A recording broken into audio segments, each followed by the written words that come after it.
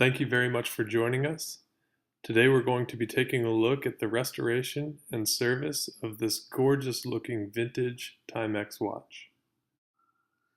This particular example is a very exciting piece to show you. It's a Marlin. And not only that, but it's a 21 Jewel Marlin. The Marlin began production in the early 1960s, and from that point went through countless designs during its tenure on the market. The watch's biggest strength is its dial. The golden dial is brushed. Adding to the luster are the stylized Arabic numerals, which are both legible and pleasing. I think it's important to point out here that the detail of the indexes go a long way for the Marlin. While many companies skimp on the details, Timex didn't here. They clearly put thought and effort into this everyman's watch with attention to both detail and affordability.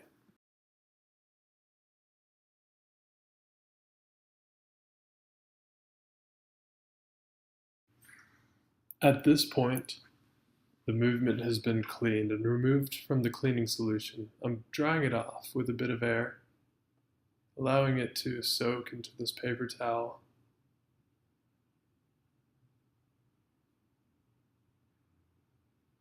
Turning it over, make sure that I get any bit of the cleaning solution off of the movement. This is imperative to make sure that it's completely dry before oiling it. Looks pretty good.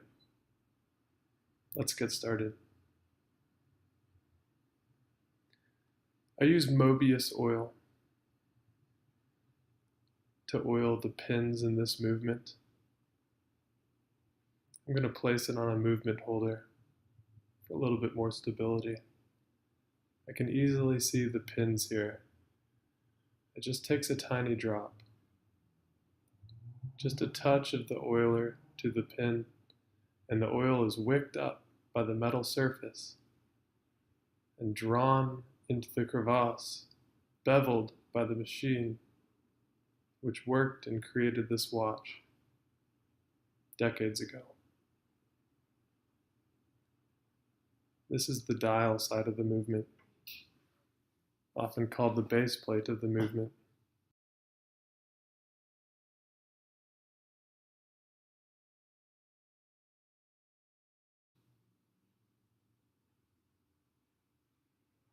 Again, it just takes a drop. I apply a little bit of oil to the pinions. Just make sure that changing the time is easy and smooth.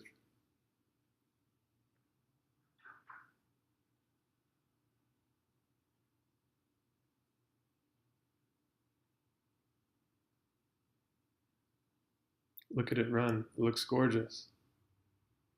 It's like a little city there, all of the little moving parts, so minute and intricate, but let's look closer.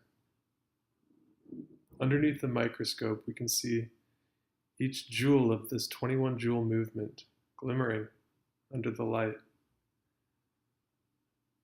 Now in the center of the screen, off to the right a bit, is the balance staff cap. It's been unscrewed. I'm going to zoom in a little bit here. I'm going to flip over this tiny screw. It's about the size of a pinhead, maybe a little bit bigger, but not much. Flipping it over reveals the small bevel and crevasse,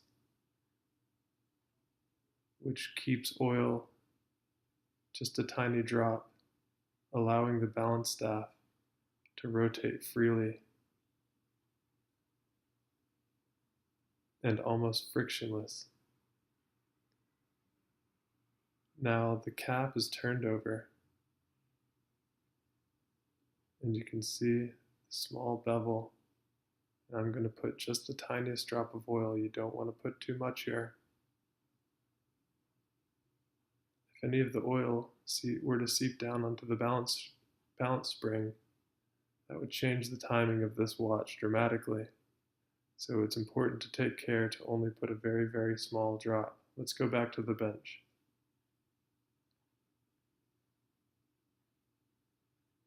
I'm going to carefully screw back in that balance cap to the perfect tightness so that it doesn't impede on the balance wheel.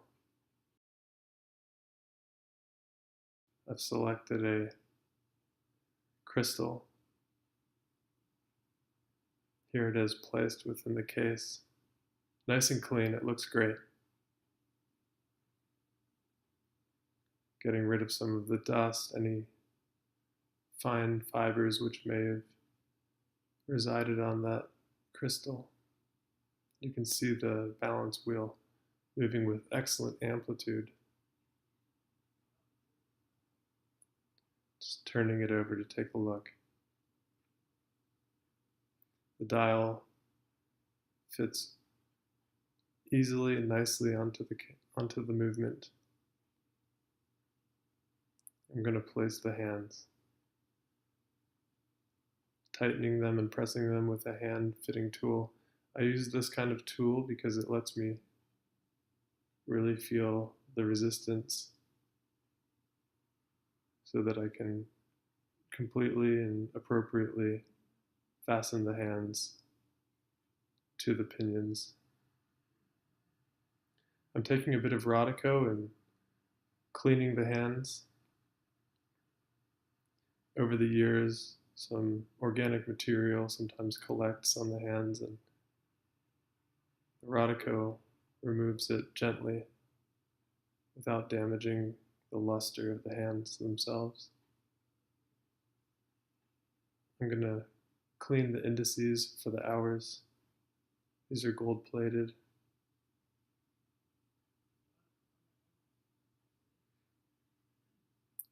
The movement is now ready to be fit into the case. The case is perfectly beveled to keep the movement in place securely without rattling around. Now I place the stem and secure it. A movement ring is inserted.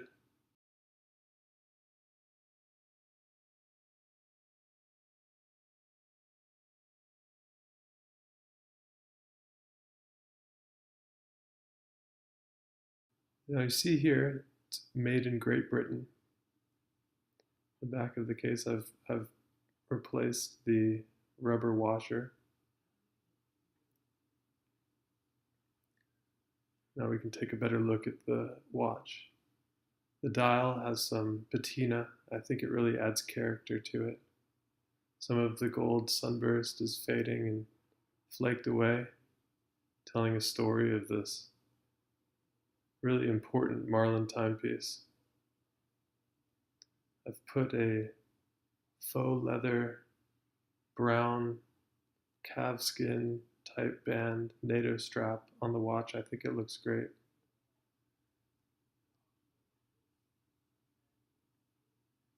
The deep chocolate brown really has a nice contrast with the gold of the case.